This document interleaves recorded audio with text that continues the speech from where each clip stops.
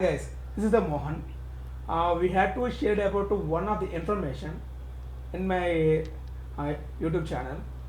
So అసలు social మీడియాలో చూసుకుంటే మెకానికల్ ఇంజనీర్స్కి అండ్ సివిల్ అండ్ ఎలక్ట్రికల్ ఈ మూడు బ్రాంచ్ ఇంజనీర్స్కి అసలు సోషల్ మీడియాలో ప్రాపర్ కంటెంట్ ఎందుకు లేదు అంటే సాఫ్ట్వేర్స్కి ఫర్ ఎగ్జాంపుల్ ఒక పైథాన్ కోర్స్ కావాలన్నా ఒక జావా కోర్స్ కావాలన్నా ఒక C++ కోర్స్ కావాలన్నా సరే యూట్యూబ్లో అండ్ సోషల్ మీడియాలో లాట్ ఆఫ్ ఇన్ఫర్మేషన్ ఉంది.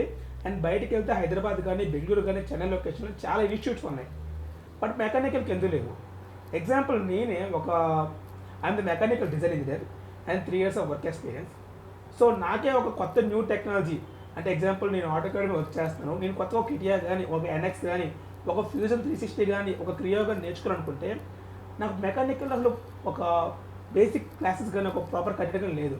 అదే సాఫ్ట్వేర్ సైడ్ చూసుకుంటే పైథాన్ కోర్స్ మీద ఒక జావా కోర్స్ మీద అంటే ఓన్లీ ఒక కోర్స్ మీద తెలుగులో చెప్పేవాళ్ళు అండ్ హిందీ ఇంగ్లీష్ చాలా లాంగ్వేజ్ చెప్పేవాళ్ళు చాలామంది ఉన్నారు.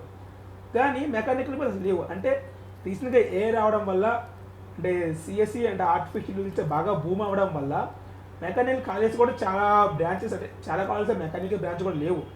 కానీ వన్ థింగ్ మామూలుగా మన రియల్ వరల్డ్లో చూసుకుంటే పిల్లర్స్ ఎవరంటే mechanical, civil and triple E మూడు లేకుండా మీకు ఏ వెహికల్ మూవ్ అవ్వదు, ఏ బిల్డింగ్ లేదు, అసలు ఏ ఎక్విప్మెంట్ మీకు త్రూ ఆన్ అవ్వదు, అసలు వర్కౌట్ అవ్వదు. అలాంటిది మన క్లాసెస్ ఒక కూడా లేవు.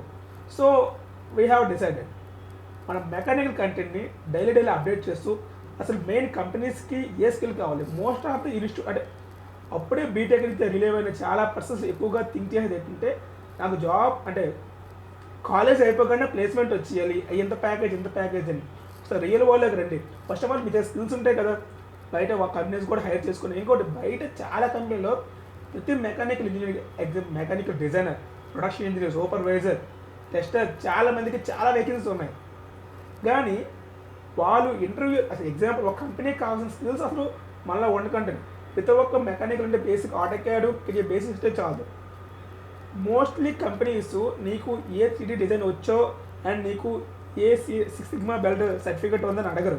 ఫస్ట్ ఆఫ్ ఆల్ నేను మా కంపెనీ జాయిన్ చేసుకుంటే మా వర్క్ నువ్వు ఎలా ఇంప్రూవ్ చేయగలవు, మాకు ఇంకా సేల్స్ ఎలా పెంచగలవు, మా వర్క్ ఇంకా ఎలా ఫాస్ట్గా చేయగలను ఆలోచిస్తే.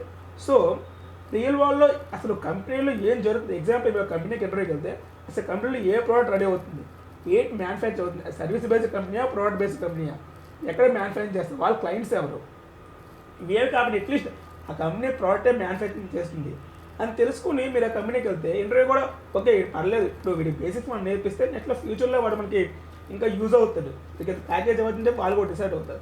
సో నేను ఎవరిని చెప్పంటే అసలు మెకానికల్కి AP, Telangana and Chennai and Bengaluru అంటే మోస్ట్లీ నేను సౌత్ రీజన్ ఎక్కువగా డీల్ చేస్తున్నాను, ఎందుకంటే I'm also Telugu person. So మన వారికి చాలా కాలేజెస్ ఉన్నాయి ఏపీలో మెకానికల్ ఇంజనీరింగ్ మీద చాలా తెలంగాణ కానీ బెంగళూరు కానీ చెన్నై కానీ చాలా కాలేజెస్ ఉన్నాయి. రీసెంట్గా ఈ సాఫ్ట్వేర్ అవడం వల్ల ప్రతి ఒక్కరు ఏంటంటే బీటెక్ అయిపోయింది, అదే బ్రాంచ్ కానీ వెళ్ళామా పక్కన ఇన్స్టిట్యూట్లో జాయిన్ అయ్యి 6 months కోర్స్ తీసుకున్నామా సాఫ్ట్వేర్కి వెళ్ళిపోయామా. అలా కాక మన మెకానిక్ కూడా చాలా జాబ్లు ఉన్నాయి. కానీ ఒకటి మనం జాబ్లు అప్లై చేస్తాం కానీ కింద జాబ్ డిస్క్రిప్షన్ చదవం. సో ఆ డిస్క్రిప్షన్లో ఏముంది, వాళ్ళకి ఏం స్కిల్స్ కావాలో తెలుసుకొని మనం వాటిని ప్రాక్టీస్ చేసి ఒక కాబట్టి ఇంకోటి రౌండ్ ఇంటర్వ్యూ ఇస్తూ ఉంటే ఇది కాకపోతే ఇంకోటి రీచ్ అవ్వాలి. సో ఇక్కడ మీకు డైలీ ఏంటంటే అసలు ఒక కంపెనీకి లోపల తయారు చేసే ప్రోడక్ట్స్ ఏంటి, వాళ్ళ జాబ్ డిస్క్రిప్షన్ ఏంటి, వాళ్ళు ఎప్పుడు జాబ్ వేకెన్సీ వేస్తారు. సో మీకు అటు గురించి ఎప్పటికప్పుడు అప్డేట్ ఇస్తూ ఉంటారు. Please subscribe to my channel and follow my link below. Thank you for supporting me.